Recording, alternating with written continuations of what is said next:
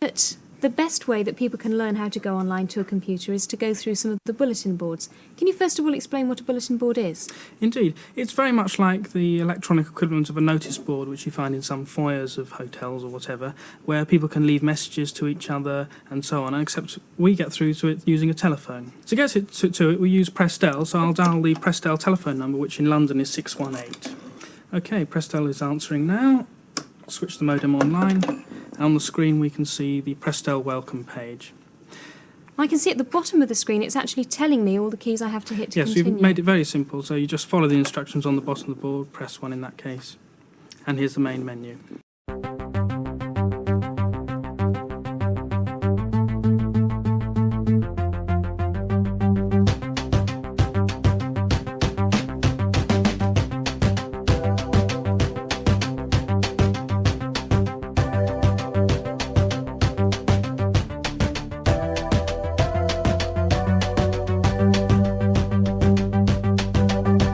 Hello, I'm Carl Attrell, and you're listening to Teletext People. Teletext People is a social record of people that have been involved in either the production or the restoration or the artwork of the blocky medium that once dominated our TV screens in Great Britain before 2012. In the series, you will hear from the pioneers, the people who made it tick, and also people who have only recently visited the teletext medium but are in their own way keeping it alive for the preservation for others in the future.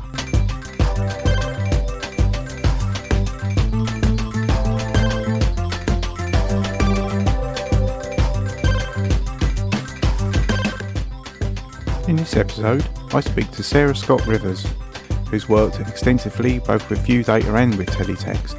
I started by asking Sara, how did she get into Viewdata programming? Well, I worked in Liverpool in 1984 for a company who'd set up a public information system. They called it Rotavision, and they got a contract at the Barbican to put public information throughout the whole arts centre. So they sent me down there to put the pages together and run the system.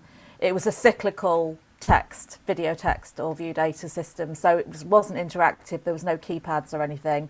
It was just rotating pages, but because you could have the pages could scroll in like they would on a teletext page, or they could overlay, so you could actually do basic animation, like we had an animated fountain, for example.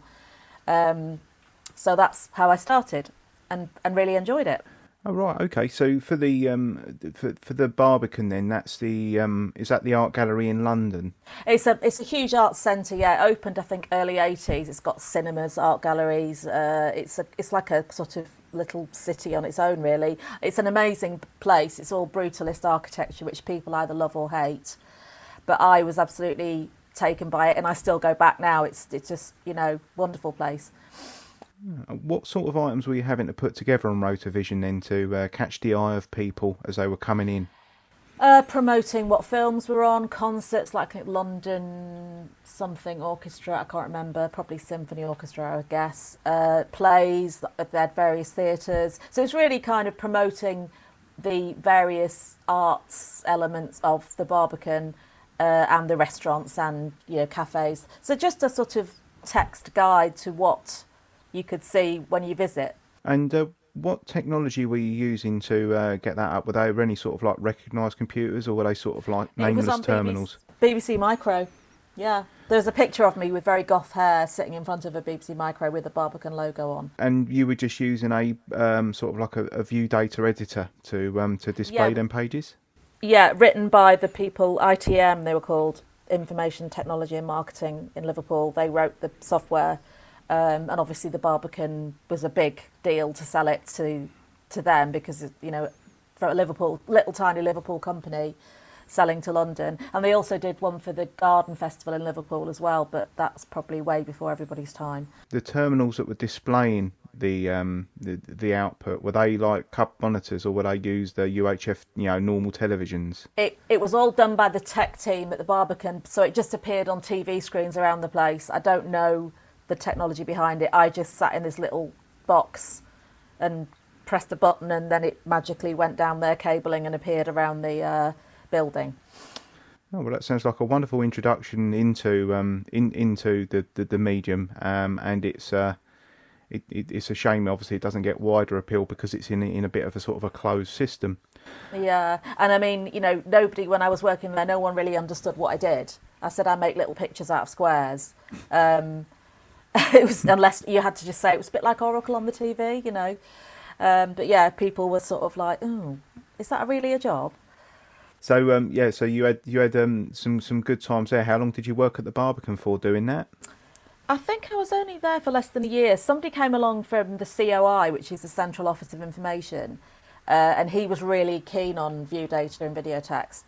And he said, "Oh, there's a job going at DataSolve. They're looking for people." So he kind of mentioned the job, and I went along and got the job. Because as I said previously, it's, there was a small pool of people doing this kind of work. So you were never up against sort of 50 other candidates for anything. If you were any good and rocked up, they'd probably take you on. Oh, right. Okay. So when you started at COI, what sort of work were you doing there? So the COI was the person who came along to see the system at the Barbican. I went then to work at DataSolve. So the COI guy was just a sort of conduit to recommending me for the DataSolve job. Okay. And DataSolve was a Prestel IP, so they had a lot of finance and travel clients. We used to ring up and get the tourist rates from NatWest every day, and there was always giggling in the background because everyone was trying to make everybody else laugh. It was just a really, really good fun. I was designer, but I did used to help out with editing and, everything really. So the Prestel that you mentioned then, is this the system that people could dial into from their computer terminals? Yeah, so Prestel was predominantly, I would say, used by travel agents in the finance sector. I think a few people had it at home, but, the kit was quite expensive. So whereas Teletext is broadcast, the data is broadcast with TV signal, as you'll know, Prestel and Videotext, it's all data sent by phone or cable TV systems. It comes through there. So, yeah, so dial-up, it was like pre-dial-up internet, lots of phone bills and uploading pages. You do everything offline, you're editing hundreds of pages and then do what they called a bulk update, where it would dump all the data at the BT. They had several servers called Dryden and Kipling, the computers. They all named after poets, as I remember. So the main bulk of the work was sort of like for finance and travel agents. So was there any chance for you to delight people with your wonderful artwork? Oh yeah, I mean, lots of logos. They obviously needed branding for companies' logos, all the banks. So I did the big black horse for Lloyd's. You'd get one main page with the logo, and then the rest of it would be just text. But I enjoyed the fact that you had to be really economic with your space, because you've got a small space to get your message across, whether it's visual, images, graphics, or text. And I quite liked trying to get the message across with the limitations of the colours and obviously the characters.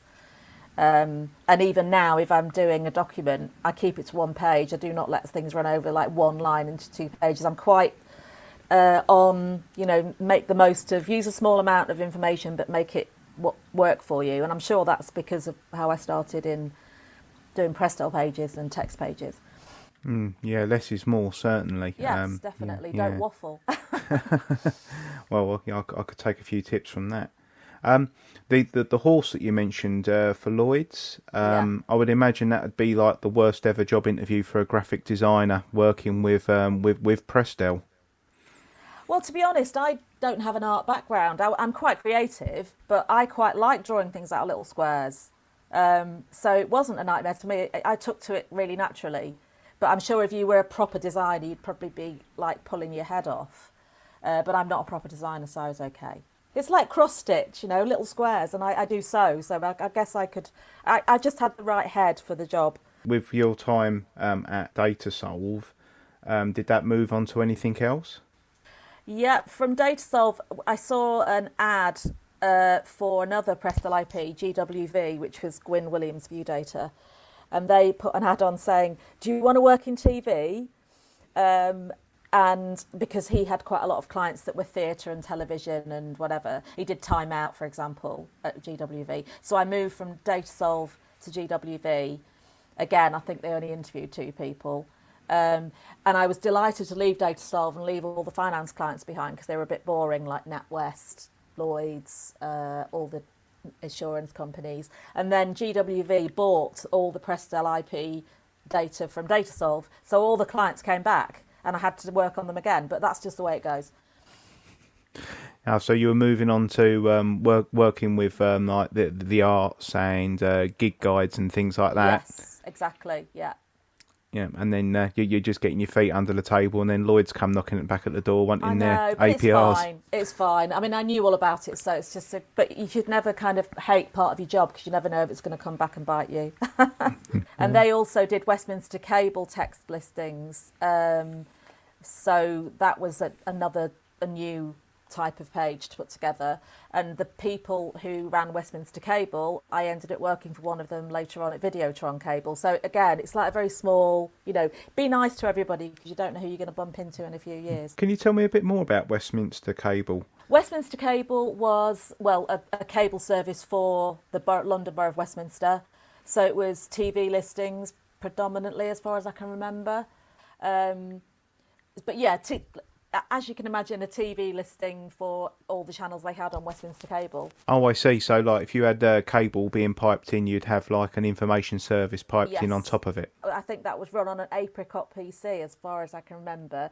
Everything else we did at Datasolve and GWV, I used the Torch computers for, which were massive. I've seen some torches in the wild. It's so that would be the application from their sort of a terminal computer, are they? Oh yeah, this huge metal thing dedicated to doing videotext, Viewdata. Well, they certainly do look the part. It's like something from the Starship Enterprise. Well, it's not lights and bells and whistles, but it's just massive metal thing with a slot in the front for your 5-inch floppies. So at that time, when the cable companies were launched, I think that was probably sort of like the late 80s, early 90s, wasn't it, when cable was coming through to people's sets? Yeah. Was there quite a proliferation of companies? Yeah, there was. I mean, when I moved to go and work after GWV, I actually got offered a job at Videotron Cable and United Artists for their text. So that's obviously a big film company, but their channel wanted to run text. So I was offered jobs at both places, which was quite nice. Did the technology sort of evolve as you were moving on? Not really. Well, I mean, I say not really. When I was at GWV, they pitched for a contract with Halifax Building Society to again run an in-house data system, but that was actually level 2 and level 3 text. So I did learn a bit about the higher levels, which of course was brilliant. You've got loads of colours and you can do proper shapes and everything. But it took a long time to do the pages, and all the software, it was in conjunction with Philips, so all the software was in German, and I don't speak German. But you just had to kind of use your initiative, and I made it work, but they didn't get the contract, so that was only maybe 3 or 4 months of working with level 2 and 3. Also at that time, was the internet beginning to make a dent into the information that you were providing? Was it being sourced elsewhere by your clients?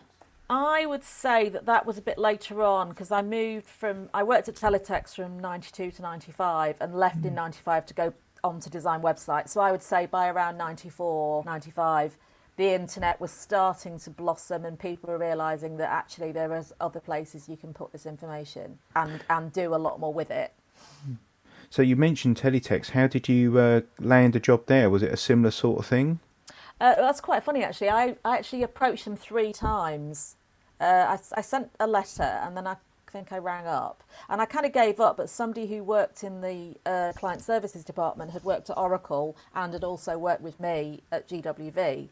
She said, they really needed a designer. I said, well, I have asked twice. Anyway, 3rd time lucky, they interviewed me and I got the job. So whether my letters didn't get to the right place in the pre-email days. And then, so I was the graphic designer for the sales department, but I did do work for editorial as well. So at one stage I was sitting upstairs with Paul, Rose and Tim from who did Digitizer, and everybody knows them. Yeah, they're very, very notorious in teletext circles. Yeah, it was like working in a boy's bedroom. So it was good fun, but probably a bit of a mess as well. Yeah, but I'm a middle child with an elder brother and a younger brother, so it just washed over me. They were not really nice to work with. But then I was moved to work downstairs with sales. They stuck the designers together for practicality, but then they decided I was better off located with the team I was supposed to be working with. So that's what happened. It's been previously mentioned in the series by Graham Lovelace that the design department at Teletext Ltd had what they called real estate on every page. That there was a bit that you had to design, and it was either like a quarter page on page 4 or the bottom 2 lines of each page. Was that right? Yeah. So they'd have strap lines to like teasers for sales on other pages to get people to move to to click onto another page, and also there were icons for editorial. There would be icons, maybe a 2-inch square icon in the top left, I think it was, or top right, I can't remember. A little Christmas present or a shoe, depending on what the story was about. Which, again, is a challenge, trying to get something that's recognisable in a small amount of pixels. Did you get any feedback from any clients about people saying, "Oh, why is there something at the bottom of my story, a big yellow strapline with blue writing on it"? I didn't, but I didn't really speak to a lot of clients directly. So it was, the sales department would do their bit, and I'd just get something in my intro to say, right, can you put this together? I mean, a story I've told before is that somebody sold an advert to Orange phones, and I said to him, "What colour would you like me to use on this then?" And there was like silence because there isn't any orange. So I think we probably went black and white on that one. That's probably. And that is not an urban myth. No. That it was me and the salesperson and me rolling my eyes. Do you not do orange? Yeah, exactly. Yeah. And I can't think of a worse company that would need to advertise them actually on Teletext. How he sold them the ad, I have no idea. But good on him, that's amazing. You being in the sales department for Teletext Limited, you were actually the lifeblood, weren't you? So I guess your in tray was always full up. Yes, it was. I mean, some of the other, they called them client services operators, who were basically a whole room of people doing updates to a lot of things like the racing pages and the holiday stuff. Some of them became quite good at doing the graphics, so I'm quite happy for anyone to have a go. If it looks all right, fine. But I was I was the designer for the sales and marketing side. Do you miss working at Teletext? It was a very good atmosphere. I mean, the office is in Farm Lane in Fulham and now are housing loads of houses, I think. It was just, it was a moment in time, and it was great fun. But as I say, I left to do websites, which was the right thing to do, because clearly that's the way it all went anyway. It was clearly the direction of travel. So yeah, I mean, I'd like to think that Viewdata and Teletext laid the groundwork for the internet.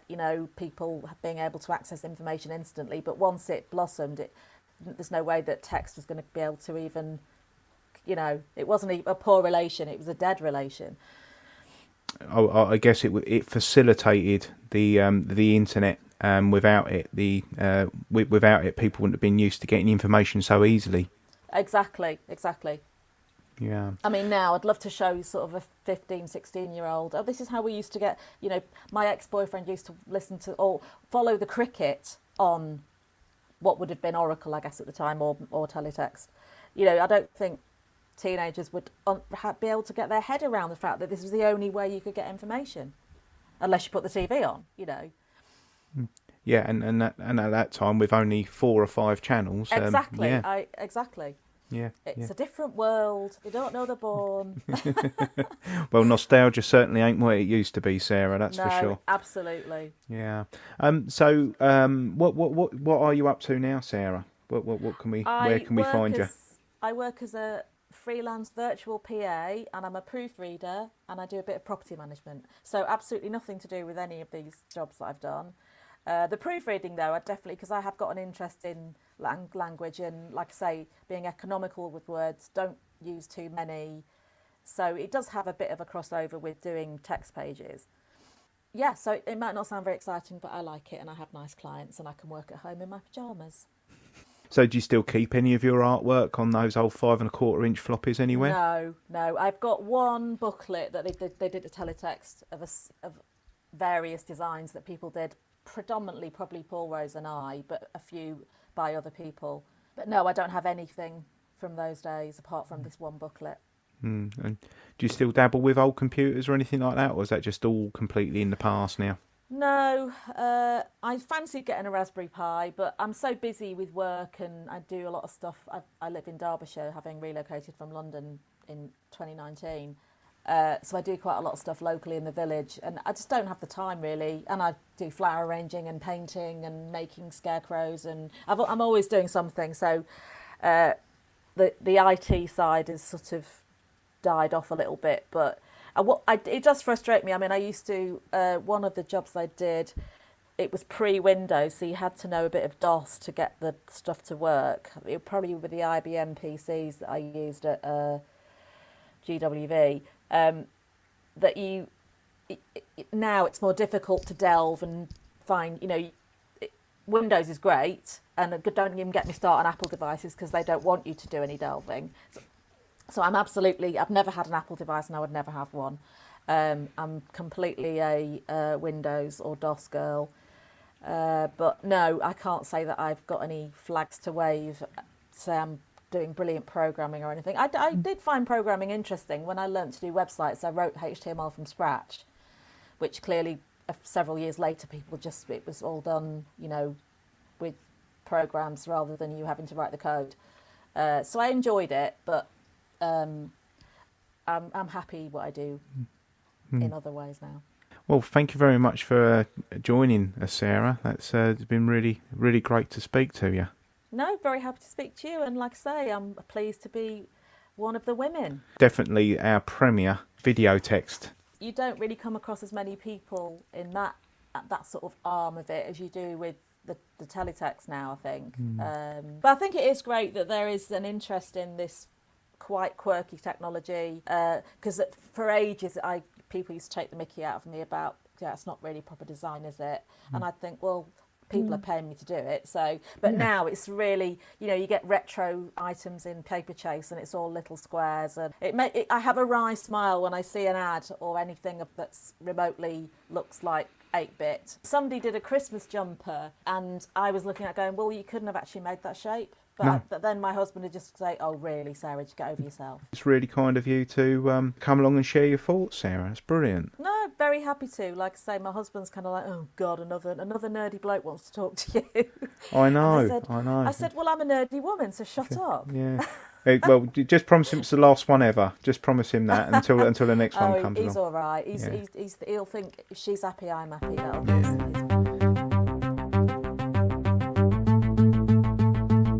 Sara Scott-Rivers there.